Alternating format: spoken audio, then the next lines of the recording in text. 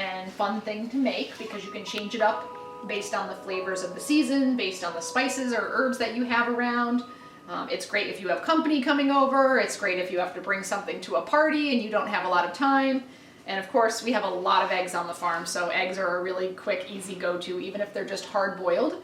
But in this case, we're going to make deviled eggs. So usually I get a package of our eggs and I choose the colors I want. If I want to show off a little, I might have a tendency to use more of the greens and the blues, but ultimately we're eating the inside of the egg, not the outside. So it's all about what you want.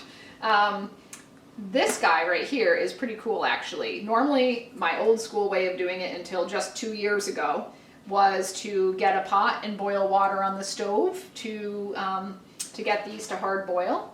So what's cool and nifty about this is that there's this sharp point in the inside of this plate.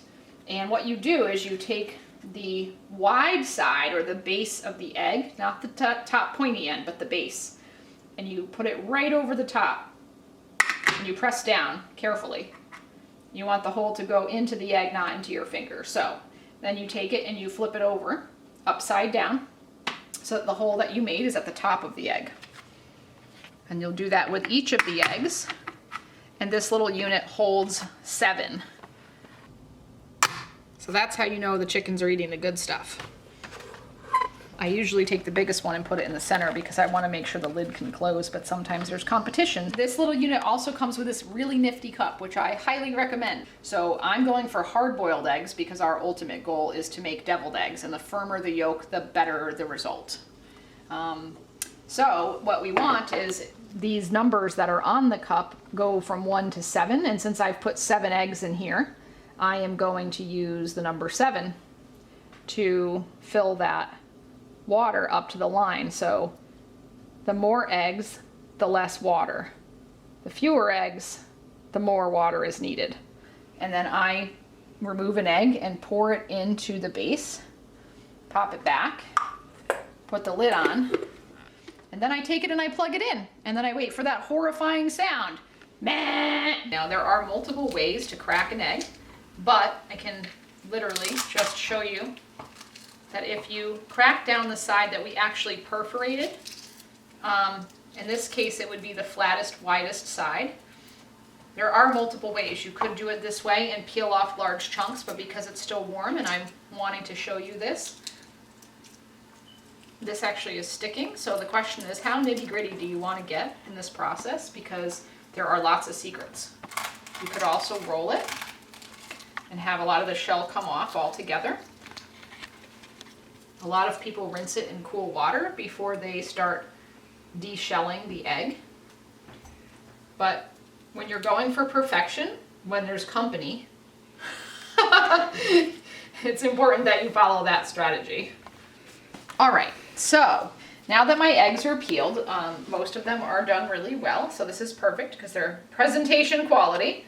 Since we are making deviled eggs and I'm not just mashing them up, which is a habit. If I ruin the batch, that's exactly what I do. I will just mash them up and make something else. So I'm taking my egg and I am placing it on its side. It is now unpeeled. And I'm very carefully going to slice it down with a paring knife. So sometimes you can just take your knife very carefully and jab the yolk and pop it right out. Sometimes I use a spoon. It just depends on the temperature of the egg when I do this process. Right now I'm kind of getting away with it. The idea is to get the yolk out and into the bowl. Good enough for me. All right, so now we're at this stage here where the yolks are in the bowl. So I'm just going to crush them up a little bit first. You have to decide what you want the flavor to be. And I personally love lemon and dill in my eggs. But if you're bringing them to a party, you might want to try something new. You may want to try something reliable, like do something that you know people are going to like. And there's actually very tiny little leaves on the thyme stems. So I'm just going to try to pull off, or you could use an herb stripper or do it by hand by going against the grain, so to speak. and taking off each of the little leaves. You can always do the smell check. If it smells dominant thyme, you're good. You're maybe more than good. And I'm going to take a little bit of sage. Sage is even more dominant than thyme, so even though I have these lovely branches, I don't need all of this. I'm going to take one leaf. So I'm going to take all my herbs and add them in, kind of sprinkle them over the top. It's better to put less than you think you need because it's harder to change it when that flavor is dominant and you realized it was too much. So I'm adding that in. I'm going to stir that into my dry egg yolk crumbles. Now, a lot of people use mayo at home, so I'm just going to take like maybe 3 teaspoons, and I'm going to play with that first and see how that goes. I'm literally going to use my fork and mix it in. You can hear it, so that means it's not super wet, which is really nice. If you do need to make it that way, you can. Again, just add more. Today I'm going to use just this horseradish mustard. I don't have lots, I need to use it up. I'd like to free up the space in my fridge, and so this will do the job. And since I'm adding this moisture, I'm not going to add much else. If you remember, I don't really measure a lot, but I do want accent flavors in here. Just for accent, just a very quick thing is I'm going to take my scallions again because I do love the onion. Again, optional, not a requirement.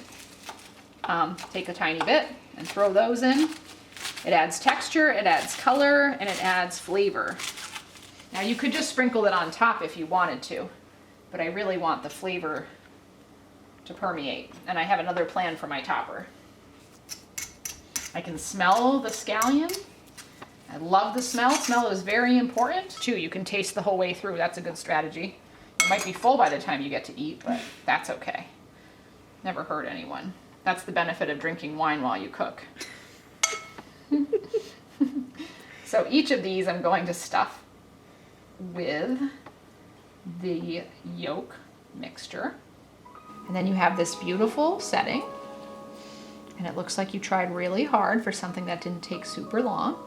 And the reason that it will be delicious is because you used real food and real ingredients.